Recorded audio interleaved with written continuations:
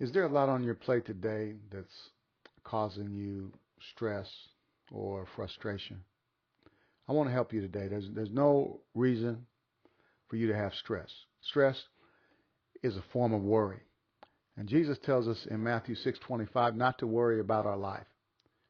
Philippians 4:6 tells us do not fret or have any anxiety about anything. You know what anything means? That means anything. Anything and everything. Don't have any fret or any anxiety about anything. But in every circumstance and in everything by prayer and petition, definite requests, with thanksgiving, continue to make your wants known to God. So I love God, don't you? I mean, He tells us what to do about a situation. I mean, it's one thing to tell us not to worry, but it's a whole nother thing to give us a solution. See, God just doesn't tell us not to worry without giving us a solution. See, um, so He tells us exactly what to do about our worries. Pray. Duh. Okay, pray.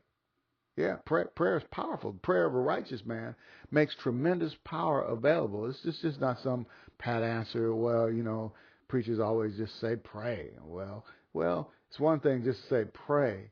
And the reason why people don't really put a lot of merit in prayer is because they don't know how.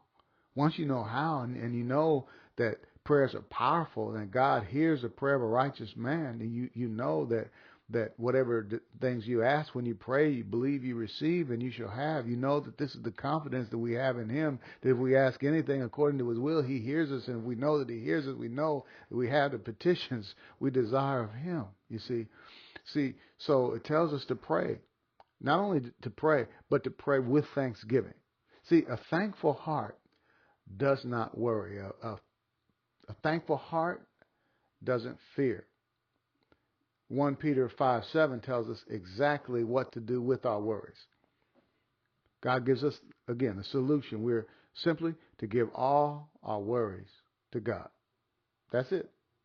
It's that simple. Give all of our worries to God.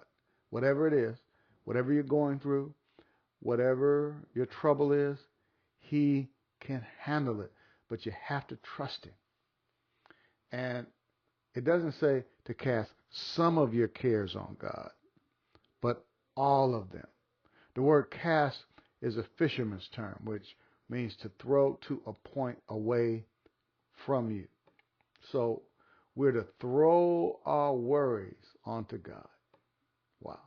And watch God take care of it. See, when we do that, from the Amplified it says He cares for you affectionately. When you do what? When you throw your worries on God, He cares for you affectionately and cares about you watchfully. So when we give our worries, our concerns, our anxieties, once and for all on God, see, He cares for you affectionately. He loves you. Okay? Now, lastly, I want to say, don't just give all this stuff to God and then turn right back around and take it back. Give it to Him once and for all, the Bible says. Imagine I'm walking down the street with a heavy load on my back. Let's say I'm carrying a bunch of sound equipment. And you're driving down the street and you say, it looks like Pastor Al over there.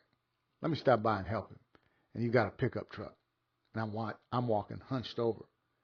And you pull alongside me and say, Pastor, can I help you with that? I said, sure. Thank you very much. And then you get out of the truck and then you take this load off of my back and put it in your truck going down the street. What would it look like after this heavy load's off my back? I can exhale. I got so much of a relief now because I don't have this on my back. Now, what if I continue walking down the street hunched over? Okay? That looks kind of silly, doesn't it? Well, that's the same thing. See, because I'm acting like I still have it, but you have it. That's what happens when we give our worries to God in prayer, and then after prayer, take it back. Either God has it or you have it. So don't take it back after you give it to God, because once God has it, that means you don't. That makes you free. Make it an Ephesians 3:20 day. Keep expecting. Keep your hopes up. Keep dreaming. Keep believing. The best is still to come in your life.